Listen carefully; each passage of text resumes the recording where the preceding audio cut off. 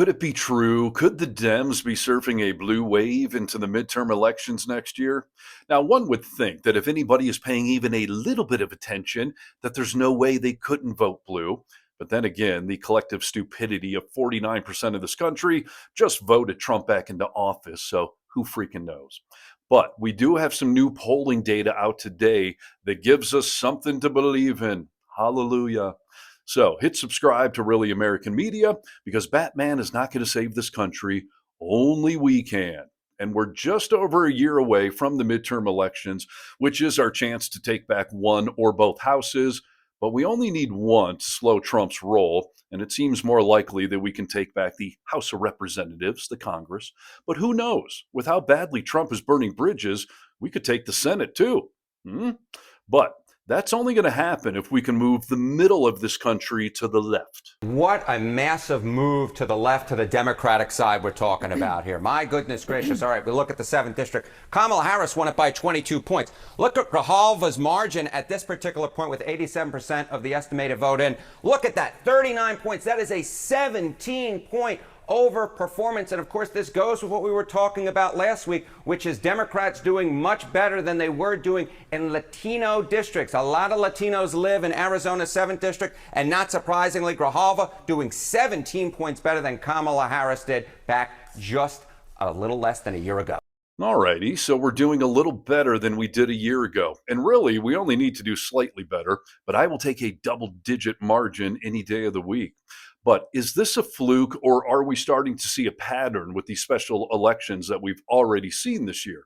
I wish somebody would ask that question. Does this fit a pattern of what you have been seeing this year? Yeah, okay, so you see this, you see 39, 22, 17-point overperformance. It ain't alone, baby. It ain't alone. Look at the average 2025 special House elections so far. Democrats are doing, on average, get this, 18 points better than Kamala Harris did back in 2024. So the 17-point overperformance last night matches the average that we see, the 18-point overperformance that Democrats have had in U.S. House elections. Again, this is one of the best signs that Democrats have had so far. When people vote, Democrats are doing significantly better than they did just a little bit less than a year ago. Yes, those are the key words. When people vote, Dems tend to do better. And this is always the problem with midterm elections. Fewer people vote, which on one level is helpful to us, as that also means less mega types are going to vote. But please, anybody watching this, do not get complacent just because the tides seem to be shifting in our favor. If we vote, we win. If we stay home, mega wins. So let that motivate you.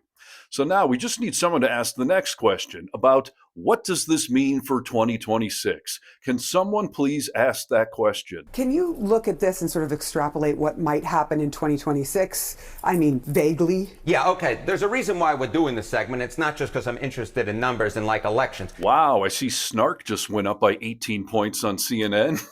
Hey, yo, I'm not doing this for my fucking health over here. Okay, sorry.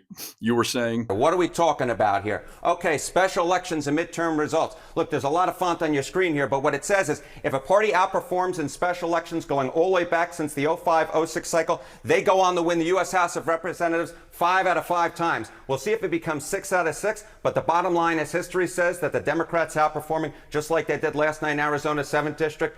The presidential baseline is a very, very good sign as these districts move very much to the left. Man, somebody get Harry some decaf coffee. But I do like what he's saying. Historically speaking, under these conditions, we should win the midterms. And that sound you just heard are the mega buttholes puckering up all around our country. But here's what would be even more helpful.